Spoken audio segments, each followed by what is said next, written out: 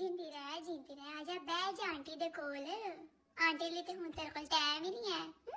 ਯਾਦ ਤੈਨੂੰ ਬਲੀਮੇ ਤੇ ਮਕਲਾਵੇ ਤੇ ਮੈਂ ਤੈਨੂੰ ਵੇਖਿਆ ਸੀ ਆਹੋ ਹਾਂ ਹੋਰ ਸੁਣਾ ਕਿੰਨੀ ਦੇਰ ਹੋ ਗਈ ਭਲਾ ਤੇਰੇ ਵਿਆਹ ਨੂੰ 3 ਹਫ਼ਤੇ ਹੋਰ ਫਿਰ ਕੁਛ ਨਾ ਕੁਛ ਖਾਸ ਖਬਰੀ ਕੁਛ ਬਣਾਇਆ ਹੈ ਨਹੀਂ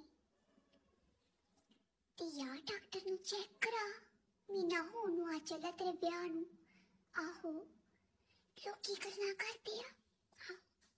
ਮੇਰੀ ਮਾਸੀ ਦੀ ਕੁੜੀ ਨੂੰ ਸੀ ਮਸਲਾ ਉਹਨੇ ਦਮ ਕਰਾਇਆ ਸੀ ਇੱਕ ਬਾਬੇ ਤੋਂ ਮੈਂ ਤੈਨੂੰ ਨੰਬਰ ਦਾਂਗੀ ਮਾਸ਼ਾਅੱਲਾ 9 ਮਹੀਨਿਆਂ ਬਾਅਦ ਪੁੱਤਰ ਰੱਬ ਨੇ ਦਿੱਤਾ ਸੀ ਉਹਨੂੰ